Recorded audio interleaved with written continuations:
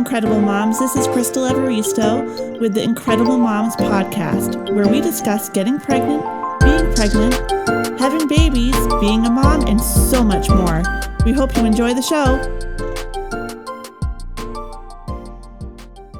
And then walked out, carrying Dion, leaving Emilia. We got out to the car, got everyone packed into the car, tried to start the car. Car's battery died. Oh, So that started a whole 3-hour journey of the car not starting.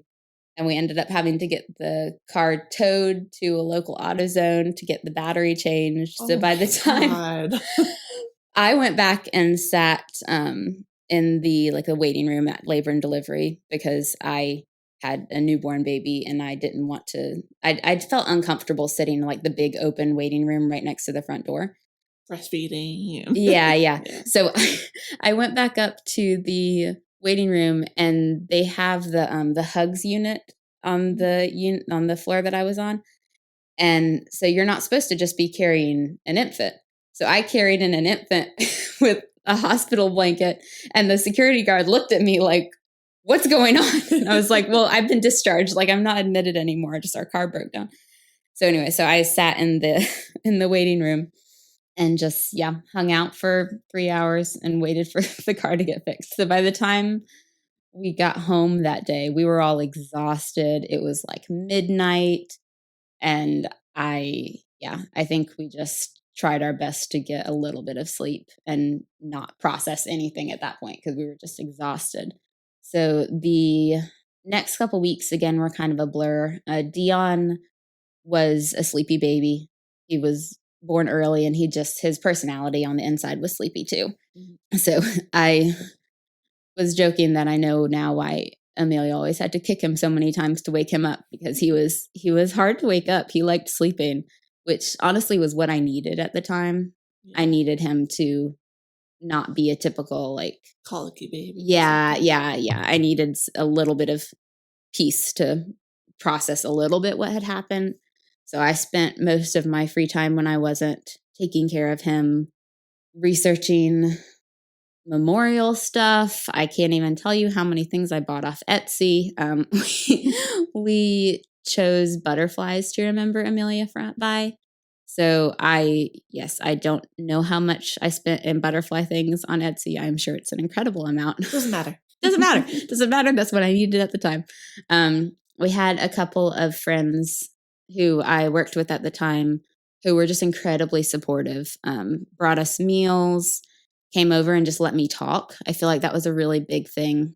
When you have a typical birth, everyone asks you for like the birth story and how the baby's doing and how was the baby during the pregnancy and all that stuff. But when one of the babies dies, no one really wants to ask. It's not a pleasant story. But that doesn't mean that, at least I didn't want to share that story. Right. So you didn't want to share? No, I mean, that doesn't mean that. Sorry, I said a double negative. Let me rephrase that. My brain's not working. No, it's okay. Just because one of the babies dies, that doesn't invalidate the birth story or their life or your experience during the pregnancy. But I found that a lot of people didn't want to ask or maybe didn't think I wanted to talk about it, which is also fair. Or didn't know how to bring it up. Or didn't know how. Yeah, exactly. It's an incredibly complicated topic.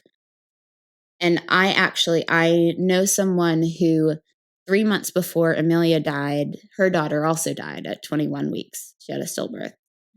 And so I've been on both sides of it, both knowing, like having no idea what to say or do.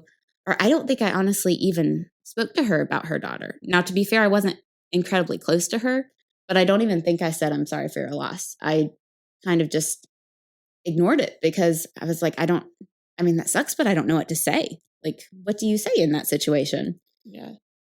But then being on the other end of it, I now am so grateful for the people who did say something. Like, even if it wasn't the right thing, at least they tried to say something. Mm-hmm. I myself, everyone's different, but I myself just found it most helpful for people to say, I'm sorry for your loss. Like, they acknowledged it, and kind exactly. of, if you wanted to talk about it, you would. And that's that. Yeah, exactly. And a lot of people didn't want to talk about it. Or a lot of people, I feel like I was in a unique situation as well because I did have a living newborn. So a lot of time the focus was on him and ignoring Emilia. It's like, oh, Emilia doesn't exist anymore, but oh, look at this cute little baby. Like, how is he eating? And, all that kind of stuff. Yeah. Which I feel like, for me at least, is going, and I think for a lot of lost parents, is going to be a constant struggle to fight for your child who isn't alive anymore to be acknowledged, because there's not a lot of reminders that they exist besides you talking about them, right? Like, the twins' first birthday is coming up in a month. I guarantee you everyone's going to be saying happy birthday to Dion, but not a lot of people are going to remember that it's also Emilia's birthday. So I feel like that's constantly a fight for people who have lost children to get their children included in things, because it's like, if they don't exist anymore in this world, it seems like they don't matter anymore. But to the parents, they do.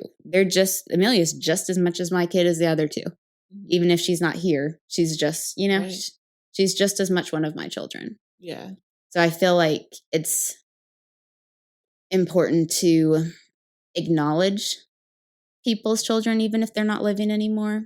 That's one thing I've found incredibly helpful for people to do, is just mention Emilia. If you're sending like a card to the family, mention her name. If you're asking about how we picked Aiden and Dion's names, ask how we picked Emilia's name. Like, just try to include her in more of a conversation than not mentioning her. I find that a lot of people also, and I did the same thing, so it's fair, but a lot of people don't want to bring Emilia up because then they're like, oh, then they'll remind me of her and that will make me sad. Right. But what people don't know is I'm thinking about her all the time. And I think every parent who's lost a child is also thinking about their kid all the time. So it's never, for me at least, a sad thing if someone brings her up, because it makes me happy, honestly, because then that means that they're thinking about her, that they remember her, that she matters to them, as opposed to her not being mentioned at all. And you would never be offended if someone said, hey, is it okay if we talk about her? Or, you know what I mean? Like, absolutely not. I'd love to. That's probably like the best way to go about. I mean, not the best way if you're even considering talking about her and you're not sure. Ask. Yeah. And again, everyone's different, but I find, it's most helpful to just ask. Just if you're not certain about something, just ask whether or not they feel comfortable. I had one person, there's one person who asked to see a picture of her. Oh. And I was excited. I mean, she looked rough, but she's my kid. Yeah. And it just felt normal. It was just a normal thing for them to ask. Because you would do that with anybody's kid. Like, if you haven't seen them, let me see a picture. Right. So it seems, it's just small efforts I find have been incredibly helpful. Yeah. One thing I didn't find very helpful, which is a very Southern thing, is people saying, let me know if there's anything I can do. And I've done that to people. But in those moments, I did not know what I needed. Right. I was like, I'm trying to just get food in my stomach, a little bit of sleep, have some time to go to the bathroom. Like, I'm not trying to make a grocery list of things for somebody to do. What I found most helpful was people saying, hey, I'd love to come over and talk. When are you available? Hey, I'm going to bring you dinner. I can leave it outside the door. Let me know what you like to eat. Yeah. Tangible things I feel like were most helpful for me, as opposed to like vague offerings that right. The kind of you have to pick. It's almost like a rhetorical question. Like, they don't actually expect you to say you need anything, but they're saying, let me know if you need anything. Yeah. It's kind of just a catch-all Southern politeness thing, which I know some people do mean, but some people don't. And so, it gets kind of confusing. So anyway, specific offers of help were more helpful to me. And then just acknowledgement of the child's life and that they matter. I love still when people mention Emilia. Like, so we represent her with butterflies. So sometimes my friends will just send me a picture of a butterfly they saw. Oh. And it just means something because it means that they thought of her without me saying anything. Mm-hmm. They care about her to the point of just bringing her up. Like, it doesn't have to be anything big, just reminders that she matters to other people. I find her incredibly helpful. Mm-hmm. Do you feel like your wife has grieved in the same way that you've grieved? No, not at all. I don't know if that's too personal for her side of things. That's not. And I feel like that's actually a really important thing that I had spoken to a counselor fairly early on who told me everybody grieves differently. Try not to judge anyone's grieving process. So yeah, no, my wife and I grieve incredibly differently. I am very expressive and I need to talk stuff out and I need to cry and I need to scream sometimes. Like, I need to let emotions out of me or it gets all bottled up and then I just feel worse. Right. So there's times where I'm just like, I just need to be sad. I just need to revel in the sadness for a little bit. I need to read other people's stories of baby loss. I need to just let the sadness in, because if I try to cover it up, I feel like a shaken bottle. Like, I'm going to explode. Yeah. Whereas she is much more distraction oriented. She doesn't really want to feel the feelings. She'd rather do something to distract herself or like stay busy, I guess. Yeah. And she doesn't really get a lot out of crying or feeling the sadness or anything like that. Which, yeah, I mean, has been a challenge. Like, because she wants to not really be around the crying and the sadness because it doesn't help her. And I just want someone to bawl with me, you know? Right. And I feel like that's actually a pretty common theme that I've heard from parents who have lost children, is that there's normally one person who like wants to cry and needs to express their emotions, and there's another person who doesn't really want to talk about it. And that does tend to clash with people, honestly. Like, will you just cry already? Exactly. Like, or will you just move on? Like, you know? Right. Like, there's a lot of polar opposites with grieving. And it is difficult not to judge other people's grieving journeys, especially if you're married to them. You kind of, at least I have an issue where I like assume she's thinking the same thing as me, like assuming we're the same person. When we're not, we're two different people. But if I'm not crying about something, that means I don't really care. But that doesn't mean that if she's not crying, she doesn't care. That's just not how she expresses herself. Right. So I'm still going through that journey of trying to give myself grace and give her grace. I mean, it's hard. It's hard because it's already a very isolating experience losing a child. And just the fact that a lot of times couples grieve differently just adds a little bit more isolation to it. You know, because it's like we're in this together, but we're in it differently because we each have our own perspective on things, have our own like emotional needs, which can just clash sometimes. But I found that communication is the most helpful thing. Like, don't assume how the other person's feeling. Yeah. Talk about how they're feeling. Like, why do you do this? Right. Why do I need this? What do you need?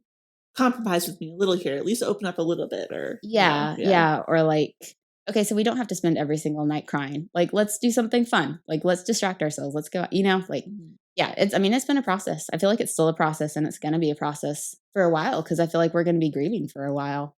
Yeah. So the differences in grieving is going to be a factor for a long time. But I have, at the very beginning of all of this, I had someone, and I can't remember who it was, say, you know, a lot of couples divorce after somebody, like after the child dies. And looking at the time, I was like, oh no, like, I can't have that happen too. And looking back, I mean, if you're not communicating, I can see that. If you're not communicating and you just start accusing the other person without really talking about it, I can see a conversation very easily going, why don't you care? Right. I do care. How dare you say I don't care about our child? You know, I can see that going down really fast. So yeah, communication is, I feel like every like couples counselor would be like, yes, communication is key, but like for real, communication is incredibly important, especially with this. because you're already going through so much. You don't need to add relationship issues on top of it. Yeah. Yeah. I think it'll either make or break you kind of thing. Yeah. Like, if you can get through this, you can get through anything. Yeah, absolutely. We opted to get an autopsy on Emilia because they didn't know what had happened. So we were trying to get answers, basically. When Emilia was born, they did say that her cord looked weird. So they actually showed the cord to Kathy. I didn't see it. But there was one part that was really skinny and twisted. And there was like a big blood clot next to it. And the doctor said, you see that? That's probably what happened. So they did an autopsy. They found that, like in autopsies, at least the ones I've seen, there's never a definitive answer. But they're like, it's probably this. So essentially, she was completely normal. There was nothing wrong with her. She had a hypercoiled cord and a lack of Wharton's jelly at the point of the hypercoil. And they never saw that. Apparently, according to them, you can't see it on ultrasound. For people who don't know what Wharton's jelly is, because I certainly didn't know what Wharton's jelly was before it affected my life. It's like, and correct me if I'm wrong, it's like there's like jelly inside the umbilical cord that protects the two blood vessels. Yeah, which keeps the cord from collapsing on itself, essentially. So Emilia had a portion of the cord which didn't have any of that protective jelly. So she twisted one too many times and it cut off her blood supply. Apparently there's nothing they can do to see it. I don't know. Again, I'm not a doctor. But but it just seems such a simple thing that you would think that there would be a way for them to see it. But maternal fetal medicine says there's not. So I guess they're the experts. I don't know. We had a meeting with maternal fetal medicine after the autopsy results came back. And I requested my medical records. I printed off all 300 pages. I read and highlighted all 300 pages being like, this number says this for the umbilical cord length and this on, like, I was looking for a definite answer. I wanted a definite answer. Do you think you wanted someone to blame too, kind of, or not really? I think so. Yeah. Because I kind of was like, how did we not know? Like, somebody had to have missed something. Mm-hmm. Like, in my experience, a perfectly healthy pregnancy doesn't just end for no reason. They had said that it was likely the cord, but then another doctor told us that that could have happened post-mortem. And so I just wanted a definitive answer, and I wanted it to have been preventable because I want to have more children eventually. And so if it's preventable, then there's something we can do to stop it from happening again. According to the doctors, it's not preventable. There's no way they really could have known. I had retrospectively, kind of a funny conversation with the MFM because I know she thought I was crazy. But I think people underestimate how far someone will go if they're mama bearing. Because we were talking about future pregnancies, and I was like, okay, what are the options for continuous monitoring? What are the options for like additional testing? And she was like, well, you're not going to like this. I was like, okay. And she was like, the recommendation for additional monitoring is twice weekly fetal stress testing. And I was like, we were already doing that. Right. We were doing that when Emilia died. And she was like, I know I told you weren't going to like the answer. I was like, have you ever just admitted somebody into the hospital for like the last couple months of the pregnancy? Like, because, so at least from my understanding, Wharton's jelly diminishes the higher the gestational age gets. Oh, okay. So the chance of having what happened with Emilia, it was basically a ticking time bomb. Like, the longer she was in, the higher the chances of it happening because the Wharton's jelly was, like, thinning out, basically. The doctor essentially kind of did what you just did and was like, no, we don't do that. And I was like, that would be nice, though. Why not? And she basically was like, well, we don't want you to have to be away from your kids that much. And I was like, you don't understand. I don't care about being away from my kids. I want any future children to not die while they are inside of me. And I was like, I will show up to the ER every single night. Like, I will. If you guys don't do like daily monitoring on me, I will do that. And she was like, no. And I was like, yeah, no, I will. I'm not kidding with you. Like, if I get pregnant again, I'm going to need a lot of reassurance that baby is okay. Would you consider like buying a Doppler for yourself? See, she said that to me too. She said you could just get a Doppler. And I was like, okay, but what happened to Emilia happened quickly. Like, she was fine and then she was not fine. Right. So if I have a Doppler, all it does is tell me that she's alive at that exact moment, but not if she's alive 5 minutes from now. You know, because like as soon as the cord twisted, she's out. But then the logical part of you is like, I can't walk around being monitored for 2 months straight too. But yeah, no, I know they're not going to. Right. But I know you want to be. Yeah, no, I do. Yeah. So we'll see. Yeah. We'll see how any future pregnancies go. I don't know. My counselor told me I was probably going to get myself admitted to the psych ward. And I was like, that's fine. Do they have fetal monitoring there? That's okay. The doctor did tell me they can't turn me away from the ER if I tell them that I think I'm having changes in baby's movement. It's like, bet. Like, okay. I'm just going to walk in the first day that I'm there and be like, I apologize in advance. Y'all are going to be seeing me a lot. I'm sorry. I know they're going to understand. They're going to be like, I know I'm crazy, but just deal with me. Cassie's here. You guys go send her to the first regular room. Yeah, no, for real. It's gonna be exciting. We'll see. We'll see. Whenever that happens, I clearly need some time to heal before doing anything like that. Yeah, but yeah, I feel like it's still gonna. I haven't obviously been there, but for people who I've talked to who've been pregnant after loss, it's a whole different type of roller coaster. One thing that I had a really hard time with when we came home from the hospital was caring for my oldest child. Like, I felt like I couldn't really be around him. And I felt like a bad mom because of it, because I was like, why do I not want to be around my kid? But it was like almost a repulsive energy. Like, I saw him and I went to the other room. And after I was out of the initial blur of it, I figured out that it's because being around an 18-month-old 2-year-old requires a lot of emotional energy. And I had none of it. I also, whenever I saw him, I would have like intrusive thoughts come into my head being like, Emilia's never going to be that age. She's never going to be walking around like that. She's never going to be saying mom like that. And it kept coming. And so it was a good like 3 weeks after we got home before I actually was able to be around my oldest. I kind of just hid in the bedroom with Dion for a long time. Yeah. But thankfully I had the support system where he was taken care of without me around for him. Right. But I feel like there was a lot of stuff that has happened this year where I felt like my initial thought was, I'm a bad mom.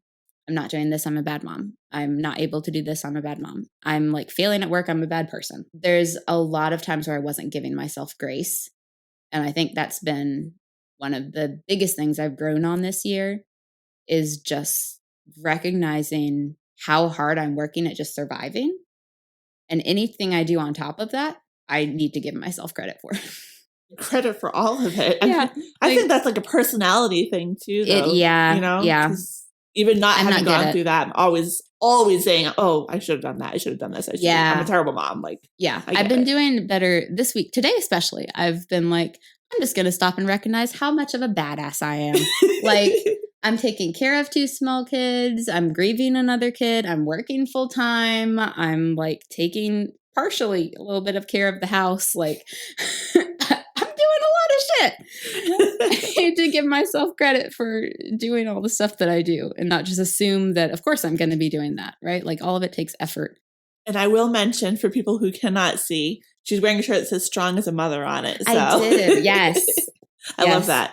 Thank you. Yes, this is my one shirt that mentions some version of stillbirth. I found website of someone in the UK who makes like personalized shirts. So I've ordered a bunch of shirts that have like Emilia's handprint on it and all that kind of stuff. So I'm very excited. I'll let you know when they come in. Yeah, you'll have to send pictures. Yes. Yeah.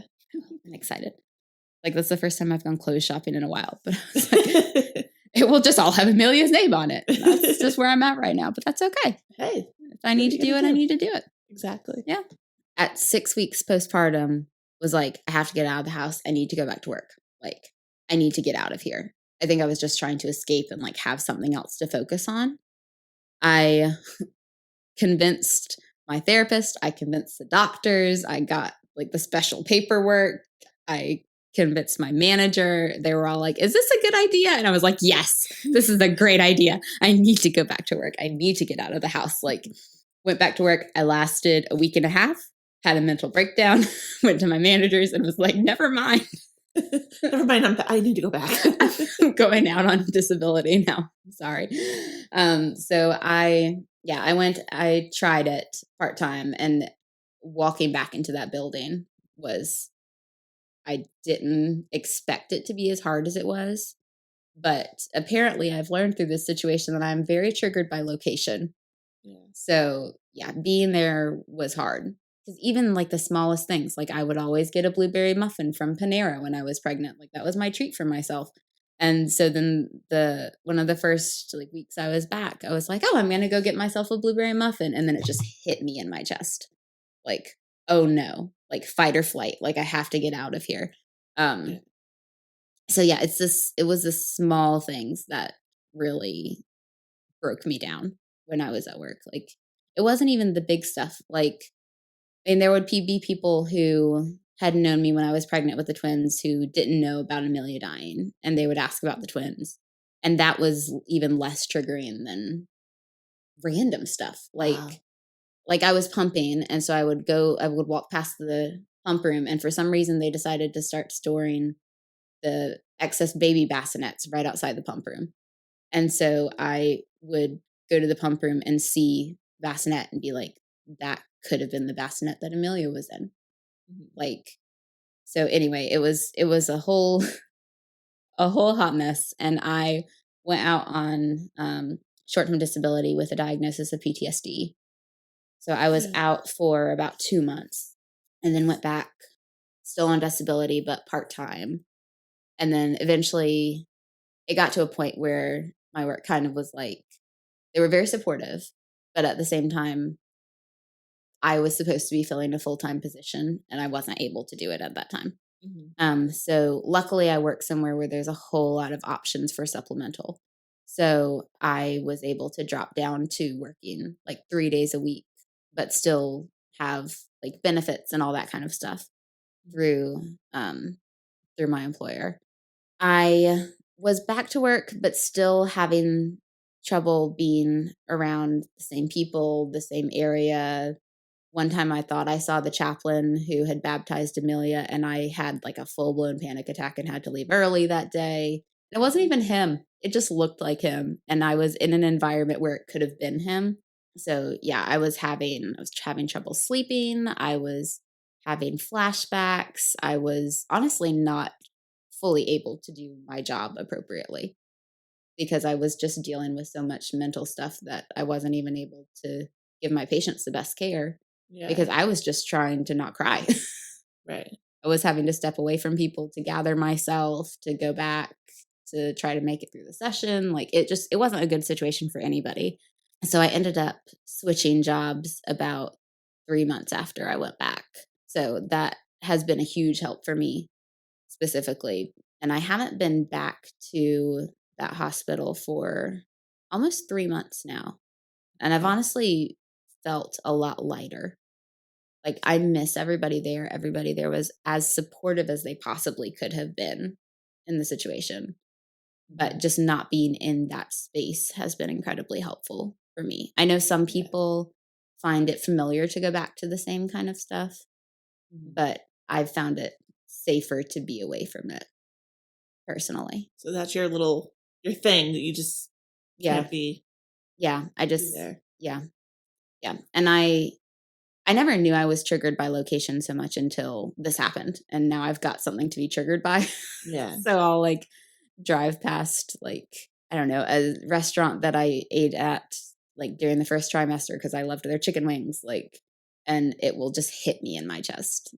Yeah. Like, so there's very specific things that are kind of out of the realm of my possibility now, which seems silly, but is very, very real. Do you think if you guys do have more, you would probably pick a different hospital? I think so, yeah. Would it be still part of the same hospital system or like a completely Probably. different? Yeah. I really appreciated the way that the hospital I was at handled our situation once we were given permission to deliver. So there was great support there. They had the cuddle cot, they had case manager to talk to us, they had chaplain, like they had a secret signal of like a sign on the door to tell you that like there was a child who had passed inside. Like they're very well set up for that situation. I think as well set up as they could be. So yeah, I really liked the support system there, but I don't know that I would go back to the same location. I think I would probably pick a different location. Wow. They're all nice. Yeah, they are all nice. One thing I'm finding incredibly helpful is to do tangible things in Emilia's honor. Something that Kathy and I talked about and decided was meaningful to us was the cuddle cot. So we had the cuddle cot to give us the option of being around her for a longer period of time. We were able to get the pictures. We were able to get her baptized and get her foot molds. And all of that stuff was only made possible because we had access to the cuddle cot, because she was there with us until we left the hospital. So she stayed with us for 2 days. And we found this organization called Madison's Miracles, and they work with families to raise money to place cuddle cots in hospitals. So cuddle cots actually are pretty new. We didn't know this obviously until we had a need for one, but they've only been in the US for like 5 years. Wow. Or so. So it's really only the bigger hospital systems that have them, and smaller ones just don't have that option for people. We have done one fundraiser so far. In the fall, we did a fundraiser and were able to, thanks to so many donations from friends and family and strangers who just felt compelled to help. We were able to raise the money to donate a cuddle cot to Johnson Health in Smithfield, North Carolina. They didn't have one? They didn't have one. Wow. They didn't have one. So now they have one for people who are in that awful situation, to give them some more time with their child. So the alternative, if you don't have a cuddle cot, I know it seems to vary based on hospital system, but sometimes it's as little as a few hours that people get with their kids before they have to go to the morgue. So the cuddle cot really extends the time that you get to have with that people get to have with their child. So we're actually, in honor of the twins' birthday, we're trying to raise money for another cuddle cot. So if anyone's interested in reading more about the cuddle cot or in donating, you can go to, it's Madison's Miracles. So Madison spelled Madison. And then you go to Cuddle Cot and Cuddle Cot fundraising, and then you can find all of the different fundraisers that people have listed. Because I know for me, it was incredibly overwhelming for a bunch of different reasons, but resources were something that really, really helped me. Like immediately when I found out, I already started contacting support groups. I was like Googling, like, who can I talk to about this? One really good resource, and I can send you all this stuff too. One really good resource is the Star Legacy Foundation. So they are an organization that works on funding research for preventing stillbirth, but they also have a lot of information for families who are going through stillbirth, or people who know someone who are going through stillbirth. They have peer support and online support groups and articles, research articles, and all types of stuff. I don't know if they're still doing it right now with COVID. In general, there is a network of photographers who will do stillbirth photography for free, called Now I Lay Me Down to Sleep. So I don't know if because I think photographers still aren't allowed in the hospital right now, but starting to change. Yeah, okay. Slightly. Okay. So that's potentially a resource for people as well. One thing I didn't know existed, which I wish now I had known existed, was bereavement doulas. So Oh, I didn't there's, even know about that. yeah, so you have, your typical like birth doula, and they coach you through, and they're known for like the natural childbirth at home and like all that kind of stuff.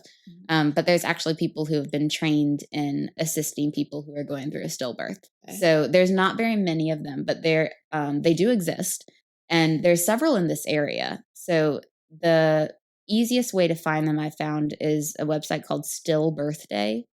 So STILL birthday.com. And you can search in all of the US for doulas who specialize in bereavement. And there's also doulas who do like pregnancy after loss, which if I ever get pregnant again, which they will be, Yes. that will be part of my budget before we can have kids. We need to be able to pay for a pregnancy after loss doula, because I would have found it incredibly helpful to have someone alongside with me who knew what I was going to be going through, who could have prepared me more for how the process was going to be, who could have said, okay, they're going to want to know what funeral home you're going to use before you leave the hospital. This is what you're going to want to look for when you get home. Like, I feel like anybody who's gone through a pregnancy loss needs someone there with them who knows what they're talking about. Yeah. So that was incredibly helpful, or would have been incredibly helpful. There's several, if the listeners are in North Carolina, there's several local support groups. One is Parent Care, which I think is through one of the larger hospital systems in the area. There's also PSI. So if you search PSI support groups, they also have online support groups. So both of them right now, because of COVID, are doing online support groups. So it's like a Zoom meeting, basically. Oh, okay. One thing that is important to us is that the kids especially know about Emilia.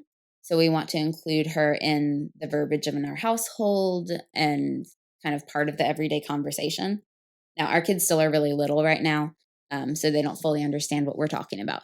But one thing that we ended up doing is we got a personalized book that's designed for, specifically the one we got is designed for a twin who has lost another twin. Okay. So, but they have all different types of books. It's called lostbooks.com. They have like books for people who have been through miscarriage. They have books for an older sibling who's died, parent, grandparent. It's basically just, it's a general book about how the person will always be with you. And it's like personalized to like, you can put their name and like their gender and what age they were and that kind of stuff. And that way you can have like a physical book to tell your child's story to their siblings. Yeah, it's awesome. And yeah, the other tips for, and we touched on this a little bit earlier, but tips for people who are trying to help someone who's been through a stillbirth, just be there for them. Like if even just someone sitting with me was helpful at the beginning, like you didn't need to talk, just be there. Offer tangible help. I'm going to bring you dinner. I'm going to come watch the baby so you can take a shower. I'm going to come and sit with you. I'm going to send you a $50 gift card to Target whenever you feel like leaving the house. Go buy yourself some coffee. Like things that didn't require a lot of thinking were helpful for me. One other choices and stuff. Yes. Yeah. There was too much uncertainty already. Another thing that was helpful was people echoing my verbiage. So everyone is unique. Everyone who's lost a child is unique in the way that they talk about that loss. So a lot of people will only say they lost the baby. Some people are very definitive about the fact that the baby died. They didn't lose them, they died. I kind of go in between the two. But I really appreciate when people echo back the language that I'm using when I'm talking to them. So if I say Emilia died, I don't want someone to, or it's most helpful if the person echoes back that she died when we're conversing about it. Because for some people, it really matters starkly one way or the other. For some people, died is a really strong word and they don't want to talk about their child like that. And that's fine. And for some people, they want that starkness. They want people to know that this did happen. Like their child died. They didn't just disappear. So echoing verbiage has been incredibly helpful for me. Then I feel like I'm being listened to. And the one other thing I would say is just say the child's name. Text them randomly, say you're thinking about them. Remember anniversaries. So their death day, their birthday, their due date, if it's different from those. And yeah, if you just think of their child randomly, tell them, because I guarantee you they're already thinking about their kid. And it's nice to know that someone else is too. Yeah, really good to know. Even as a labor and delivery nurse, sometimes it's not that I enjoy having a patient that's lost a baby, but I feel like I can help them. Like, you know what I mean? Yeah. Like, and I always get panicky when they first say, "Oh, you have room 23." Like, it's where we always put like our patients that have lost a baby, and I'll get really like nervous about it, and then I just get in there and things just happen. But I always like try to run through my head like, how are they going to react? How are they doing? I'll ask the nurse that's passing them on to me, like, so where are they at, like, mentally, because you don't really know what to expect. Yeah, of course. And I mean, clearly from the amount of time I mentioned my nurses, you're making a big impact being with them. Like there's several nurses that I know their name and I will never forget their name, and they are part of my story. For them, I mean, they probably showed up to work, they did their job, and they went home to their family and cooked some hot dogs or, had a normal day. But for me, like they impacted a story that I'm going to be telling for the rest of my life. They were like the people who were there for me when I felt like no one else really was. Yeah. So you're doing good work. Oh, well, thank you. It makes a big difference. That's what you kind of do it to help people and to, be part of their story a little bit, like, even though they don't even remember your name, they know that person helped them a little bit. So, thank you so much. This was awesome. Thank you for having me. Thank you so much for listening to this incredible mom story today. I really hope you enjoyed it and that it may have helped you in some way. Make sure you rate and leave a comment so I can be sure to bring you the content that you really want. Please follow the Incredible Moms podcast on Instagram, where you'll also be able to find many updates and episodes. I can't tell you how much I appreciate any support. Stay tuned for another Incredible Mom next week.